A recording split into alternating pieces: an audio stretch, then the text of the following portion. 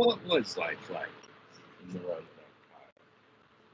The empire that Augustus had created was going to be the largest single area on the planet that was united under a single rule for anything of this length of time. It included much of Western Europe, Southern Europe, the Middle East, Egypt, and North Africa. All the lands around the Mediterranean were now in a single government, single state, and that mattered because Augustus initiated a period, what is called the Pax Romana. For the next 200 years, the Mediterranean would have fewer wars, less violence than in almost any other period in its history. In those 200, about 260 years, there is a brief civil war in the year 68, 69. There is a war with the Jews in Judea, and there are wars along the Roman frontiers. But otherwise, across this huge area, there is peace. And peace matters. This peace is different from anything that had come before. It meant an end to constant war, constant conflict, and security becoming universal. But it wasn't simply a lack of war. There was also a now universal standard of law. Whether you lived in what's now France, or you lived in Egypt, whether you lived in Morocco or in Syria, the same laws, the same rules applied, and the laws were based on clear principles that everyone could understand. In this situation, economies boomed and expanded in a way never before seen. Trade between different parts of the Roman Empire increased vastly, and the population grew massively. One estimate for what's now France sees its population of having been under 2 million at the time of Julius Caesar, and within 150 years, probably rising up to about 15 million. The Roman roads connected cities scattered all across the empire. Those roads had been built by the Roman army to ease their movement. Now they became arteries for trade, commerce, and the movement of ideas. Roman cities grew up without having walls around them. And the cities were really the basic unit of the Roman Empire. If you look at this map, you can see each black dot represents one city of the Roman Empire. Gives you an idea of where they were concentrated most and how many there were. Each of these would have had basic internal self-government and would have featured a similar life for everyone. Of course, most people are going to continue living in the countryside, except for in Egypt.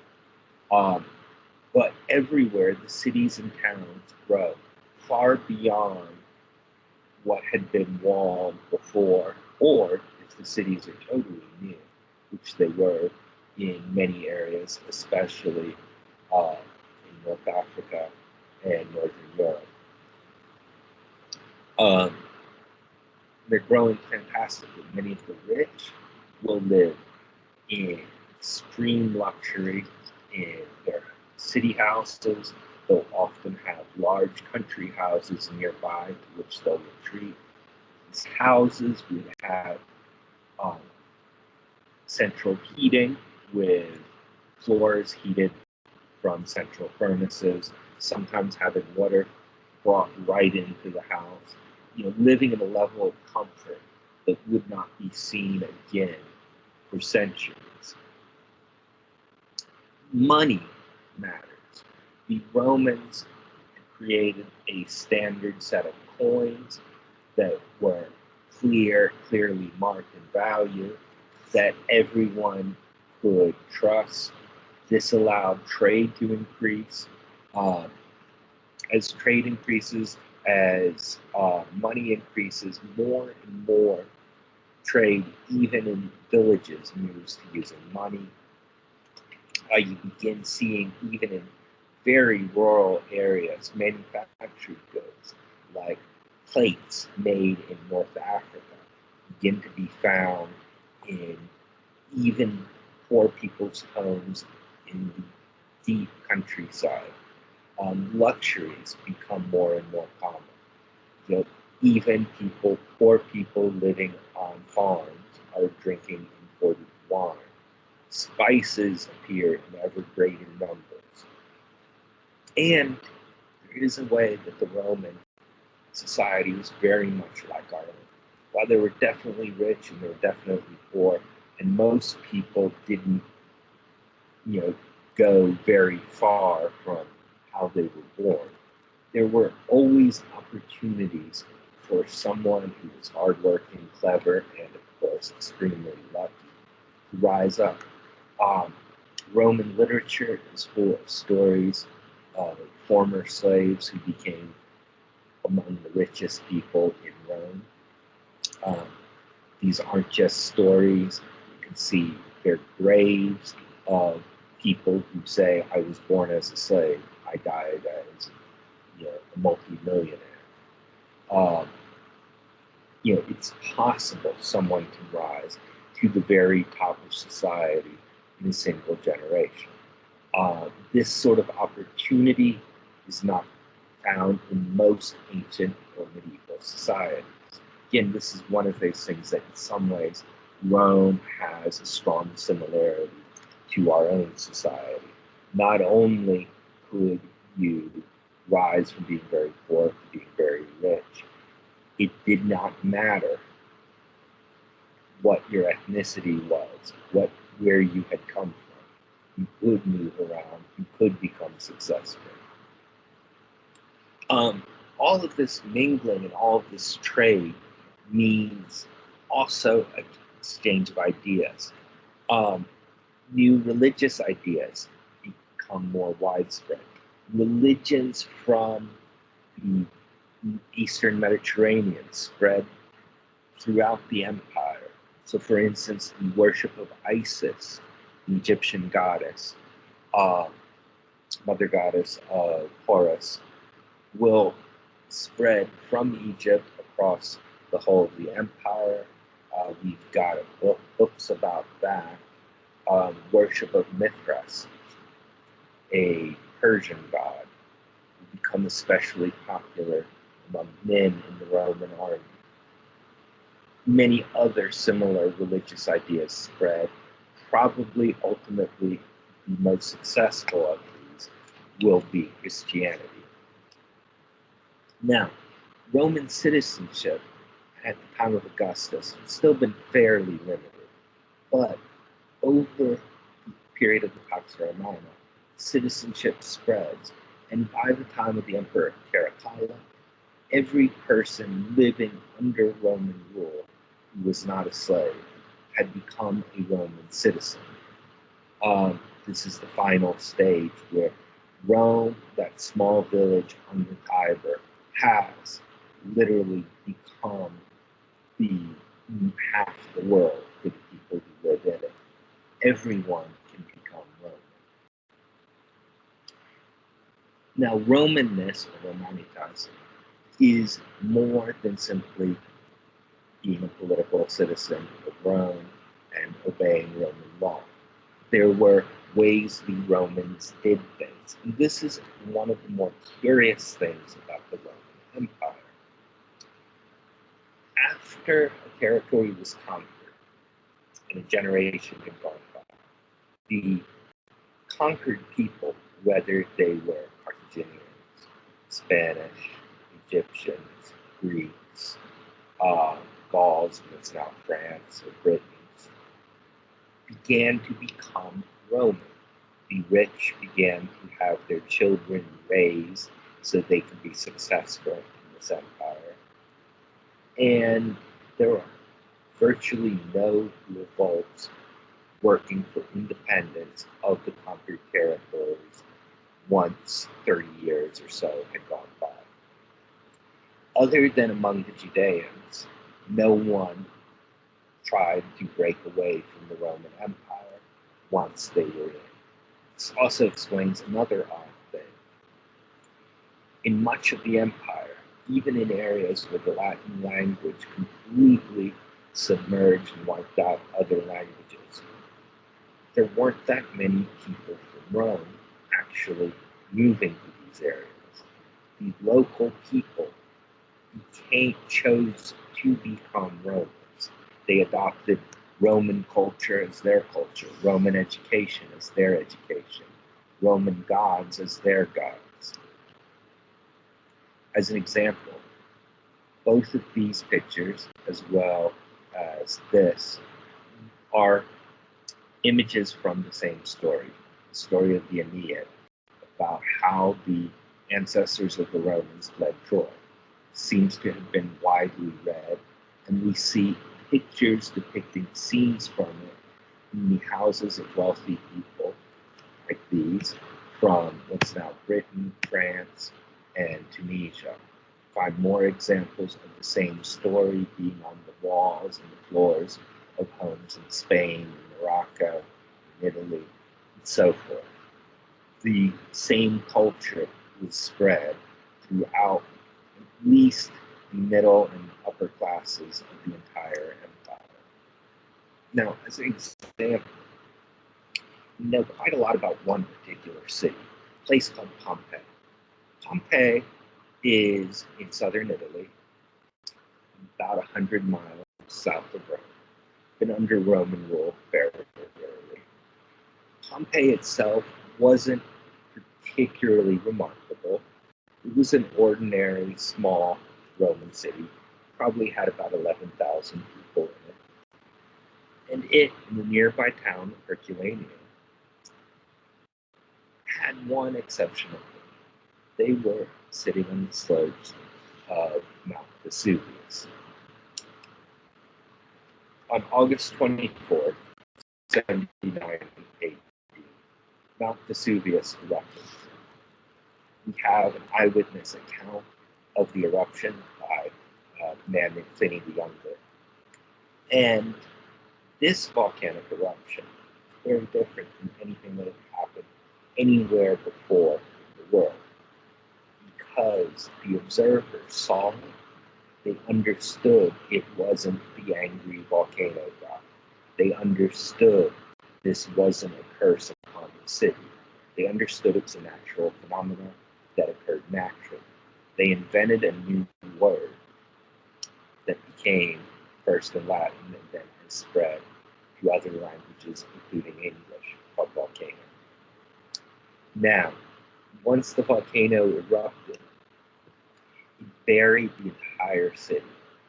The city was lost, and it was known to have existed somewhere in the area, but no one knew exactly where until 1599, when it was first found.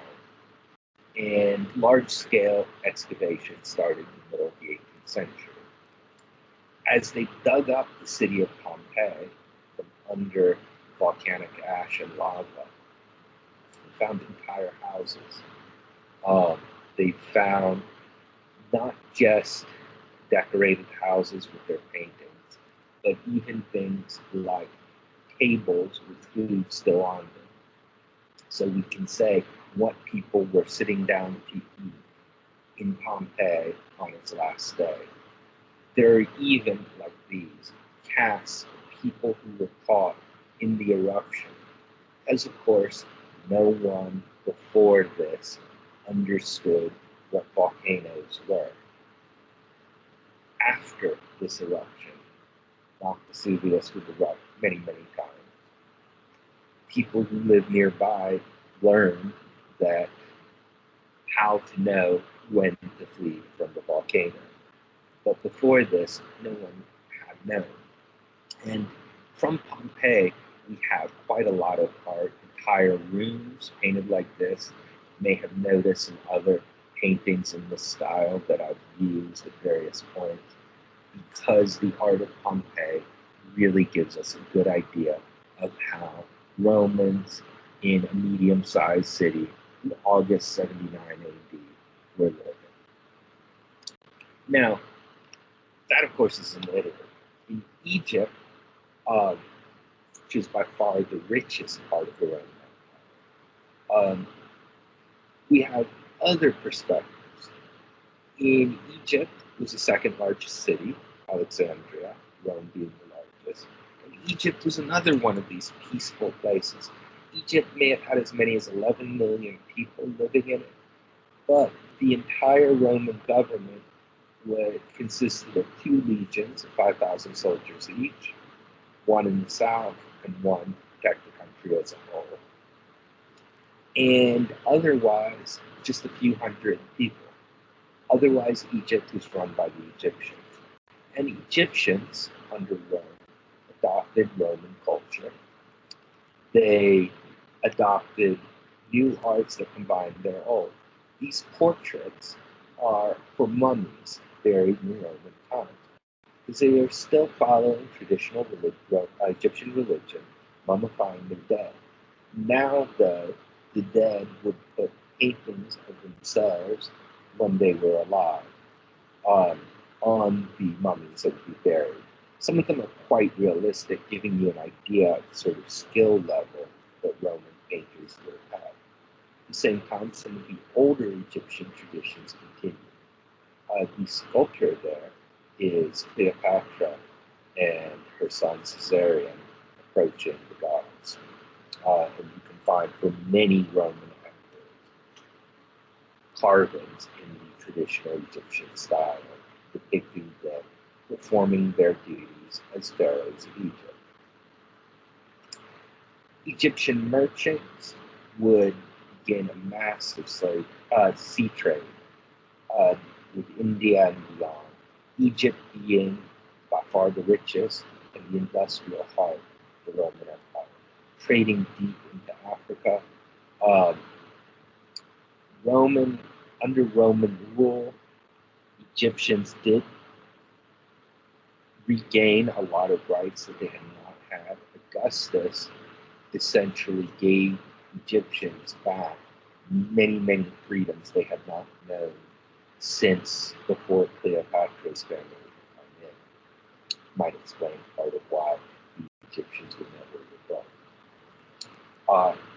The religious life of Egypt, again, stays fairly similar to what had happened. The worship, though, of the old Egyptian gods will steadily begin to decline. Eventually, it will be replaced by new beliefs that we'll get to in this week. The only other unusual thing about Egypt is Egyptians were noted by their contemporaries as being different from other peoples of the ancient Mediterranean, in that they were much less likely to leave unwanted children out to be exposed, which is one of those mind-boggling things about the ancient world.